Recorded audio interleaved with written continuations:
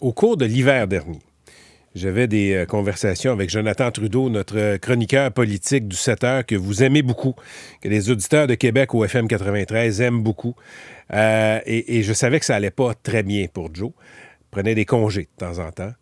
Et il me parlait d'anxiété. Et à un moment donné, fin avril, Jonathan m'a appelé, m'a dit « Écoute, je débarque. J'ai avisé les patrons. J'ai besoin d'un congé. » Ça a été une longue traversée du désert pour lui et je suis content de l'accueillir en studio. Salut, Joe. Salut, mon ami. Écoute, tu avais une formule pendant ton congé de maladie qui était belle et amère. Tu disais « Je vais mieux, mais je vais pas bien. » Oui. Est-ce que tu vas bien? C'est une très bonne question, évidemment. Puis cette formule-là, je sais qu'elle a marqué bien des gens parce que je l'ai mis dans la publication Facebook que j'avais fait la veille de la rentrée radiophonique pour, un moment donné, donner l'heure juste aux gens. Mais j'étais pas arrivé avec cette formule-là pour la publication. C'est un moment donné, pendant l'été, à force de croiser des auditeurs, des parents au baseball, de mon garçon, de ma fille, des amis qui me disaient « Hey, t'as l'air d'aller mieux, tu sais. » Parce que c'est pas comme un bras cassé, hein, ouais. un problème de santé mentale, l'anxiété, c'est pas écrit dans ta face. Et j'étais arrivé, tu sais, dans notre métier, on est un peu formé à trouver des formules, justement. Ouais. J'étais arrivé avec cette image-là un peu, tu sais, je vais mieux, mais je ne vais pas encore bien. Et je sais donc que ça a marqué bien des gens. Alors, à ta question, tu sais, là, je reviens au travail progressivement, on en parlera. Est-ce que je vais bien? La réponse, la formule 2.0, si on veut, c'est de dire « Je crois que je vais suffisamment bien pour reprendre le travail. » Je dis « je crois », je pourrais dire « on croit », parce que c'est pas une décision qui se prend tout seul, c'est une décision qui se prend avec le médecin, avec le psychologue, avec la famille, les amis. J'ai aucune certitude, mais je crois qu'à ce stade-ci, je peux reprendre le travail et espérer ne pas reproduire les mêmes comportements, revenir de façon graduelle, reprendre mon air d'aller. Puis la raison pour laquelle c'est si important pour moi de te faire cette nuance-là, pour les auditeurs, il y a d'abord le fait que si jamais en cours de route, je me rends compte que je ne suis pas encore prêt, j'aurais établi que je ne revenais pas top shape à 100 %. Ouais. Mais de toute façon, cliniquement, si on veut médicalement, ils disent tu peux pas viser le 100 %. Tu dois revenir quand tu es à peu près à 80 %. Après ça, tu vas aller rechercher un autre 10 % dans les premiers mois.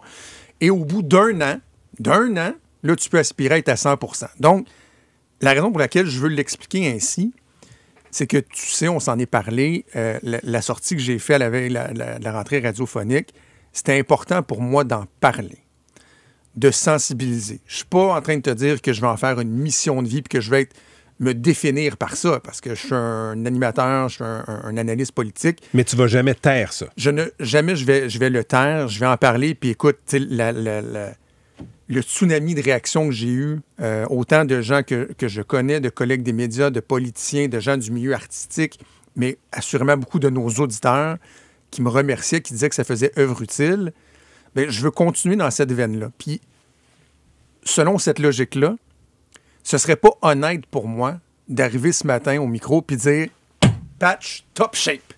Je suis top shape, sommet de ma forme. Ce serait faux. Parce que si je veux aider les gens, même, je le dis en toute humilité, même peut-être inspirer certaines personnes, je veux pas que ces gens-là se disent « Ah, mais moi, je vais pas bien, mais là, moi, je suis pas 100 %, je peux pas retourner au travail. » Non, c'est pas comme ça que ça fonctionne.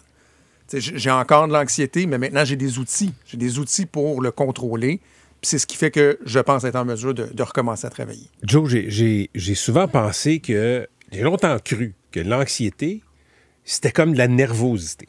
Et là, à force de t'écouter et d'être à l'écoute de gens dans mon entourage, je comprends que c'est une bête complètement différente de la nervosité. Absolument. Explique aux gens qui nous écoutent les premiers signes que tu n'as peut-être pas vus que ton anxiété était quelque chose d'envahissant chez toi. Bien, c'est particulier parce que ce que je vais te dire là, par exemple, je le comprenais pas au moment où j'ai arrêté de travailler. Et c'est là que la thérapie, notamment, est si précieuse et importante. C'est qu'à un moment donné, être nerveux parce qu'il y a quelque chose qui s'en vient ou être stressé, on sait, il y a tel événement, bon, puis là, on va être stressé, puis ça peut être bon, ça peut être un carburant. Encore là, comme n'importe quoi, trop, c'est pas bon non plus. L'anxiété, c'est carrément, puis là, vous m'excuserez là, pour les professionnels de la santé qui nous écoutent, je ne suis pas un professionnel, mais l'anxiété, c'est une espèce de réflexe de survie, si on veut. Tu sais, l'anxiété, c'est l'homme des cavernes qui voit un immense mammouth. Son corps se transforme, même au niveau, physiologique. Il y a des changements qui se font pour amener les énergies à un autre endroit pour focusser sur la survie. Il faut que je cours, donc, ça peut être très utile. C'est utile à la base. Le problème, c'est que quand tu développes un certain mauvais réflexe ou une accumulation ou quoi que ce soit, bien, cette anxiété-là, elle vient incontrôlable, elle vient ingérable et tu ne comprends pas pourquoi. Et ça a été petit à petit dans ton cas? Oui, bien en fait, quand les gens me demandent quand est-ce que tu as commencé à mal aller? Bon, mais là, dans les derniers mois avant d'arrêter de travailler, je voyais bien que j'étais de plus en plus anxieux. C'était de plus en plus difficile pour moi d'aller en ondes. Puis je sais très bien que ça paraissait pas en ondes. Tout le monde me disait que ça paraissait parce qu'à un moment donné, la lumière allume, la switch embarque, puis tu fonces. Donc, je sais que ça paraissait pas, mais c'était de plus en plus difficile. Gestion des émotions aussi, là. Je me suis rendu compte a posteriori que au game de hockey, mon fils, j'étais plus émotif, là, un peu plus... Il y avait de quoi... Puis j'étais fatigué, les dernières années, je l'ai expliqué dans mes publications. La réserve d'énergie se refaisait pas. Exactement, c'est des journées... tu sais comme moi que des fois, les gens pensent qu'à la radio, on travaille juste le temps qu'on est en ondes. Ouais. Mais avec la chronique, me lever à 4h15 le matin, la chronique, préparer l'émission... à Québec, faire 3 heures de radio. La radio, parler, c'est demandant, c'est exigeant, éreintant. Après ça, préparer la chronique du lendemain, c'est plusieurs heures à la fin de la journée. Les engagements familiaux. J'ai des enfants qui sont très actifs, très occupés. J'ai une blonde qui a un travail atypique, qui travaille, n'en déplaise à Christian Dubé. Ah, tiens, tu vois, ça le métier qui revient. Qui travaille des 60-80 heures par semaine. Tout ça est très, très, très taxant. Ça finit par me rattraper. Puis, à un moment donné, j'ai eu le Zona au mois de mars, le diagnostic de Zona. J'avais pris une semaine de vacances avant la campagne fédérale en me disant hey, là, je vais me remettre. Ça va fesse aller le Zona, là. Oui. Ça n'a pas été le fun, mais ça a surtout été le signe qu'il y avait quelque chose d'autre. Puis là, rapidement, j'ai consulté. J'ai consulté trop tard, comme tout le monde. J'aurais dû avant.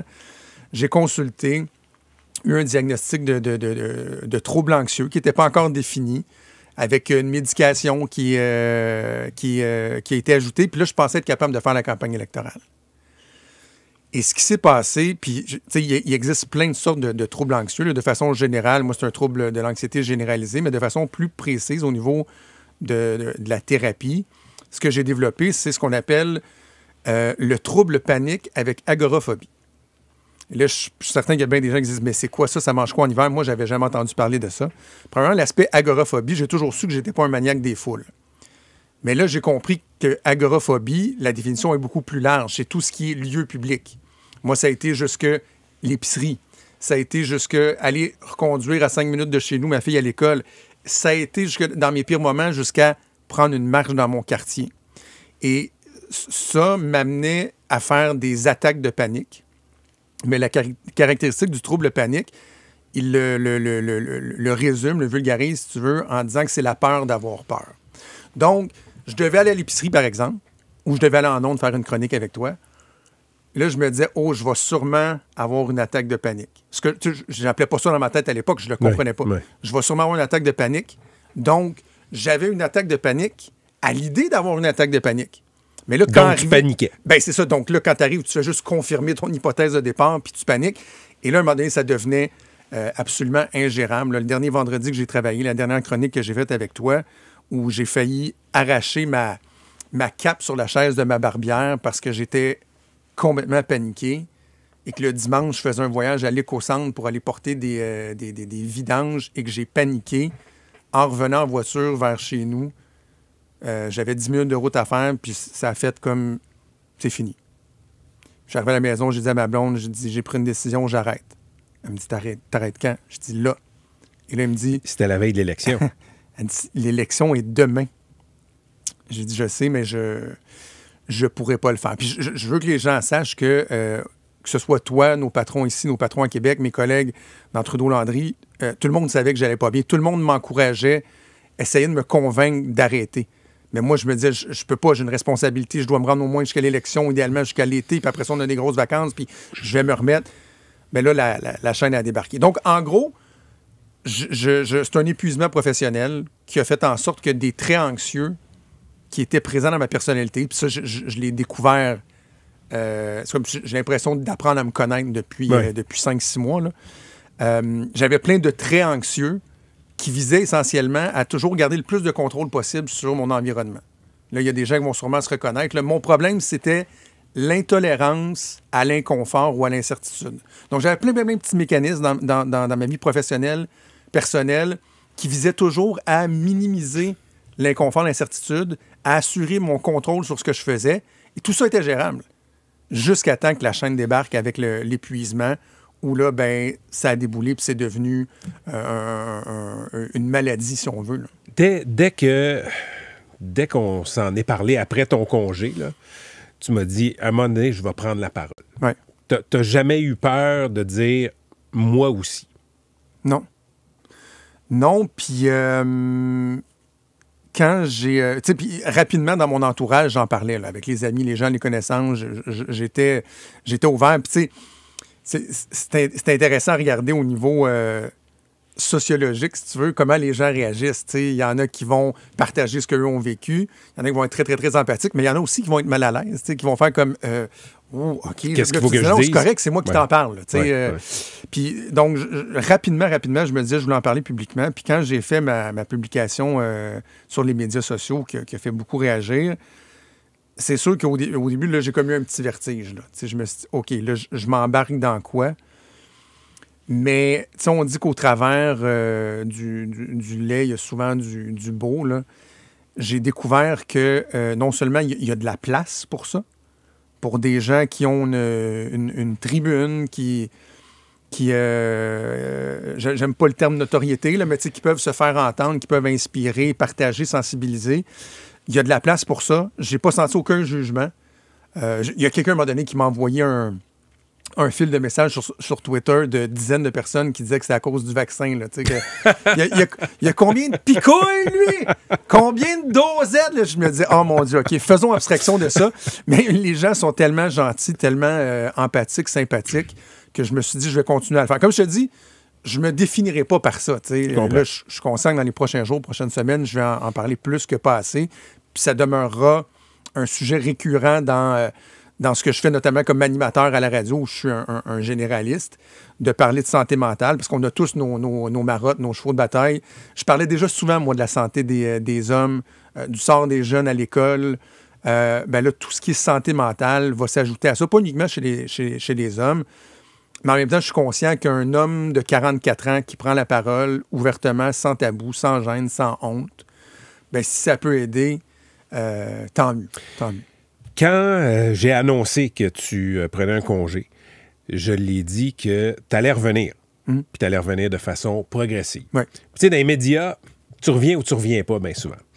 Puis ce que je t'ai dit, ce que j'ai dit au patron, ce que j'ai dit aux auditeurs, c'est on va faire ce qu'on prêche.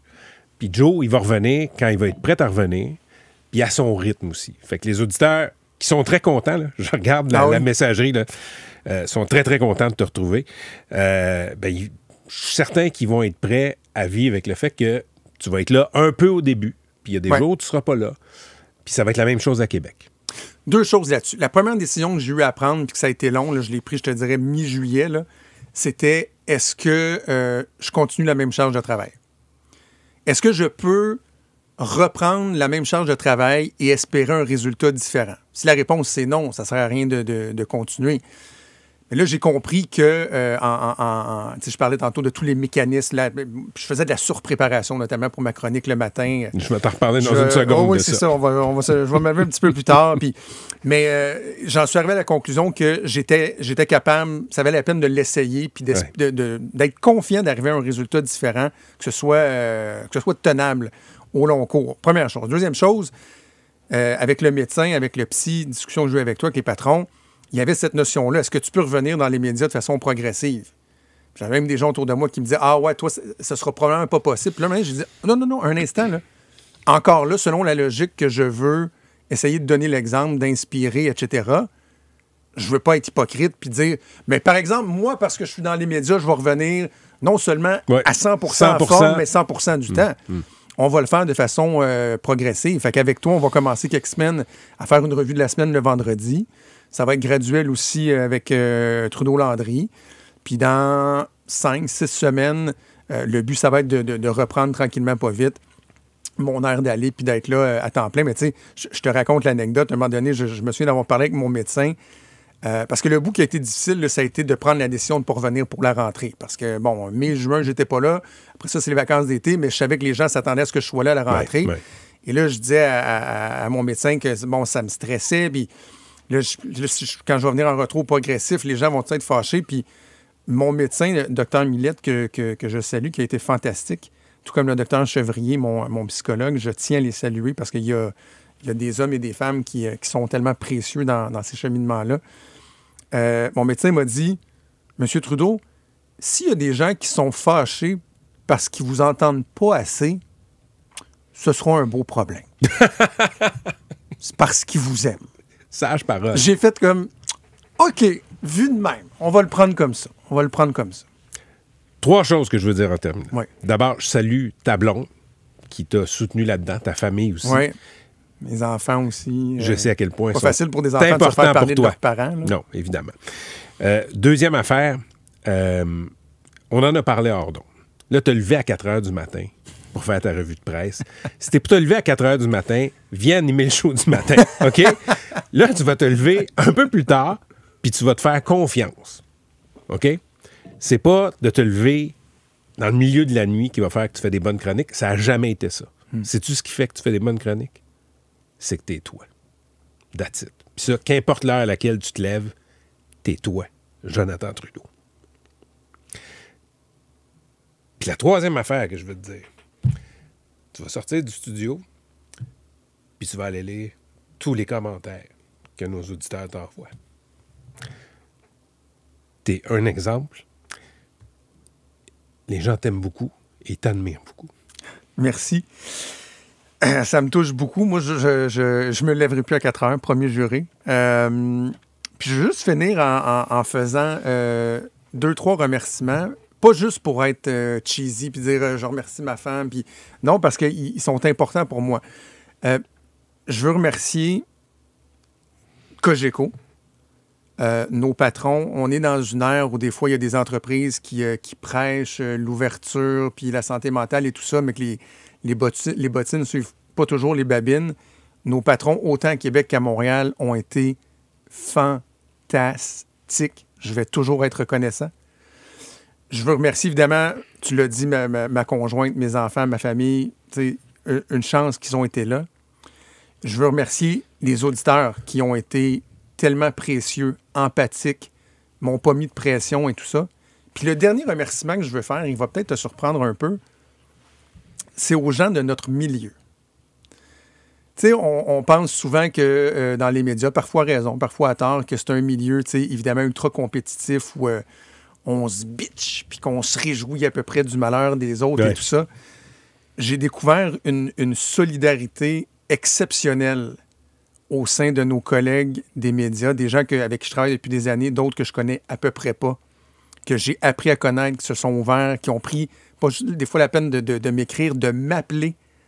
Puis ce qui revenait souvent, c'est que ces gens-là me disaient « On est plusieurs dans le milieu à penser à toi. On est plusieurs à s'inquiéter de toi. » Et non pas c'est qui va prendre ta place, puis il était pas capable. » Ça m'a vraiment touché. Je veux le dire à tous les collègues là, des médias, là, ça m'a vraiment touché. Mais voilà, d'abord et avant tout, les auditeurs, merci de tout ce que vous m'avez partagé, de votre support. Puis j'ai... Là, on jase de ça. Ça va faire... Ça remue des choses pour moi, pour les gens et tout ça, mais j'ai très, très hâte de potiner, de bitcher un peu. Et à tous les politiciens, parce qu'eux autres aussi, je les remercie, il y en a plusieurs qui m'ont écrit, à tous les politiciens qui se réjouissent de mon retour, merci, mais je vous assure que je ne serai pas plus doux et qu'il y a des matins où vous ne m'aimerez pas. Jonathan, merci beaucoup. Merci d'avoir fait le déplacement pour venir parler aux auditeurs en direct en studio. Bon week-end. Repose-toi. On a hâte de te retrouver de façon progressive. He's back, comme on dit à Québec. Jonathan Trudeau.